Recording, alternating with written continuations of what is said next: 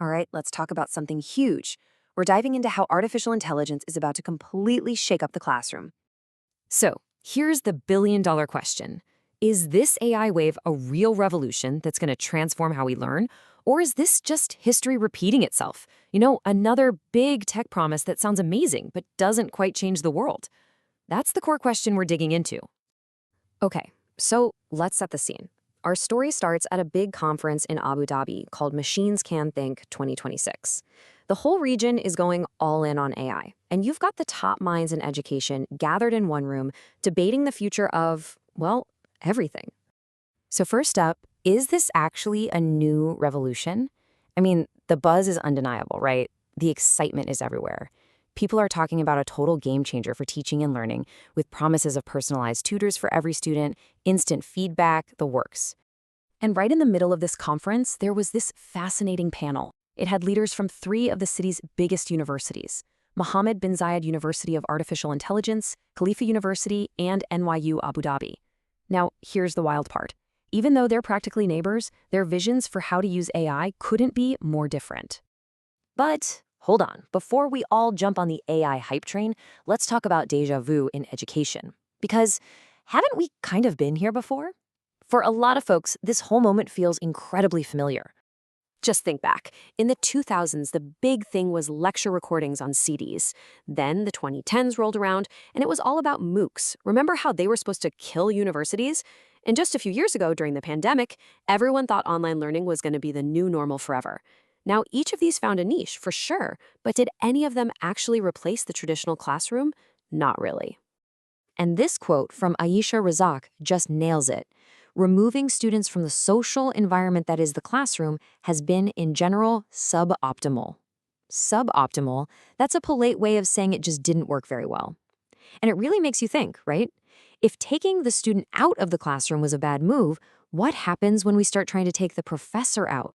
Well, that exact question brings us to our next section: two universities, two visions. This is where things get really interesting, because we're going to see how two major universities are tackling that problem right now, and they are headed in completely opposite directions. It's like watching two possible futures unfold in real time. So on one side, you've got Khalifa University. You could call their approach the efficiency model. It's very top-down. The plan is to build AI tutors to handle the repetitive parts of teaching, mostly so that professors have more time for research. But then you look at NYU Abu Dhabi, and they're doing the total opposite. This is the experimental model. It's all bottom-up. They're basically telling their faculty, you're the experts. Here's the tech. Go figure out creative ways to use it in your specific field. It's all about academic freedom. And really, that's what this all boils down to, isn't it? Should AI agents be built to replace professors or to empower them? Is the goal efficiency at all costs, or is it to give teachers better tools to do their jobs even better? Okay, let's zoom out for a second, because this whole conversation goes way beyond the classroom door. We're talking about the AI-powered campus. The vision here is to use technology to touch and improve every single part of university life. I mean, let's be honest, universities have become pretty complex operations with a lot of administrative bloat.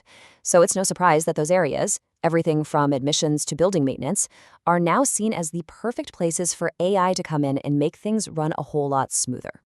And the sheer number of applications here is just staggering. Look at this list. We're talking about AI streamlining admissions, making it faster for everyone. It's being used for automated grading, though, yeah, you have to be careful with that. AI can even use predictive analytics to spot students who might be struggling so the school can step in and help. It can optimize crazy complex class schedules, predict when the campus needs maintenance, and even boost security in a way that isn't too invasive. We're talking a complete systemic overhaul. And all of this leads us to one fundamental choice that every school, every university is going to have to make.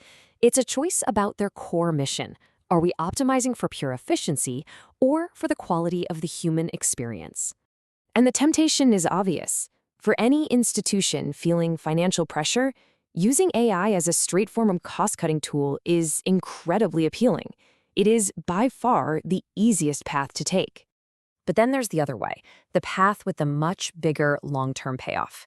And that's using AI not to replace the human parts of learning, but to deepen them, to use this tech to amplify curiosity, mentorship, and collaboration, not water them down. So we'll leave you with this final thought.